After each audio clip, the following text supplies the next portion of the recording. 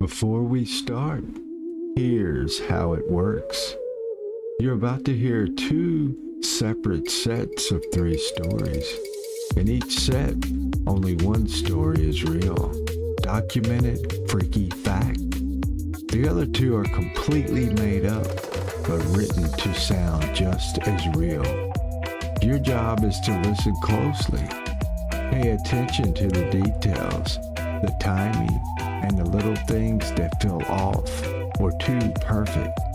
At the end, decide which story in each set you think actually happened. By the time we're done, you'll see how thin the line really is between truth and fiction. Because sometimes the real story is the one that's hardest to believe. On March 11th, 2010, Thomas Reed, a 39-year-old warehouse supervisor from Fremont, California, left work early after leaving lightheaded near the end of his shift. He clocked out at 4:42 p.m., nearly 20 minutes earlier than usual, and stopped at the nearby pharmacy before heading home. Less than 10 minutes after he left, a massive gas explosion tore through the warehouse, causing a partial collapse and fire that killed 2 workers and injured several others. Investigators later determined the ignition occurred near the exact loading dock where Thomas normally worked until the end of his shift. Security logs confirmed he had been standing there shortly before leaving. In the weeks that followed, Thomas learned how close he'd come. His usual parking spot was crushed by debris. His locker was destroyed. Even more unsettling, a time card error showed his name still listed as on site. When the explosion occurred, briefly confusing first responders, Thomas returned to work months later, but his co-workers said he was quieter and more withdrawn. He never claimed it was fate or destiny, only that for reasons he couldn't explain, he listened to a feeling that day, and that feeling gave him the rest of his life. Frank Selleck was a Croatian music teacher often described as the luckiest or unluckiest man alive.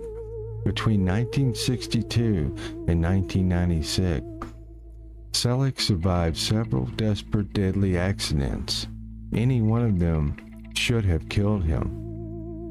His recorded incidents include surviving a train derailment in an icy river, a plane malfunction that threw him from the aircraft midair.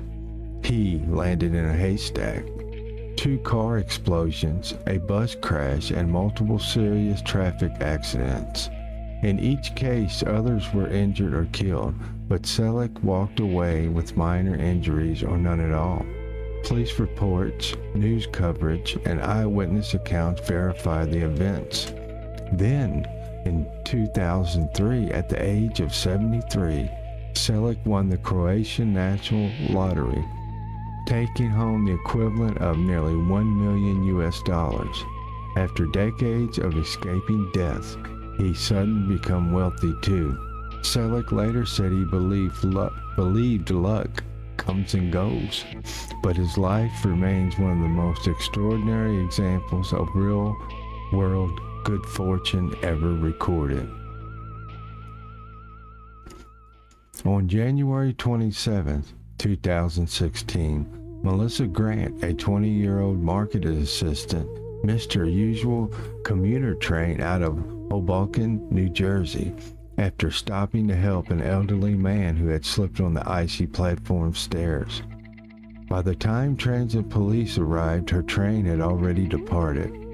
Less than 15 minutes later, the same train was involved in a collision caused by a single failure during peak traffic. Several cars derailed at low speed, injuring dozens of passengers.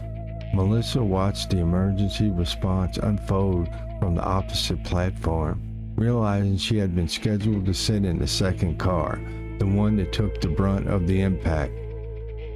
Transit records later confirmed her monthly pass had been scanned on the route every weekday for nearly 2 years, always within the same 5-minute window.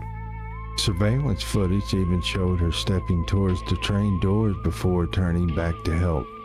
Melissa never appeared in the news and declined interviews when contacted by investigators, gathering witness statements.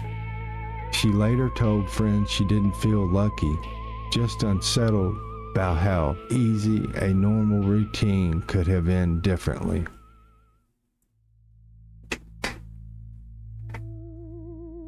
Now the second set of stories.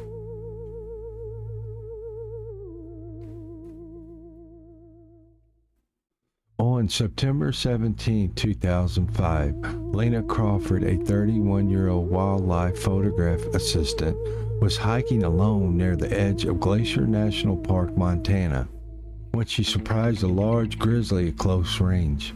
The bear charged without warning, knocking her to the ground and biting her shoulder before dragging her several feet through brush.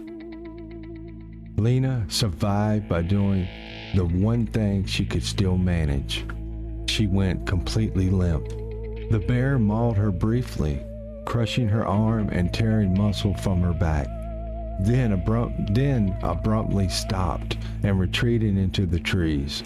Rangers later said the encounter likely lasted less than a minute. Severely injured and losing blood, Lena crawled downhill for nearly 2 hours, following a trickle of water until she reached a maintenance road. She was found just before nightfall by a parked vehicle responding to a radio dead zone alert. Doctors stated that the blood loss, shock, and the severity of the injuries made survival extremely unlikely without immediate care.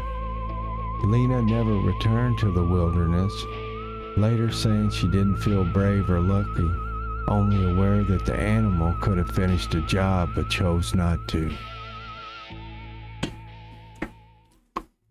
On October 6, 2012, Aaron Wilkes, a 42-year-old forestry consultant, was surveying storm damage along a rural road near Grand Lake, Colorado, when he encountered an aggressive bull moose at close range.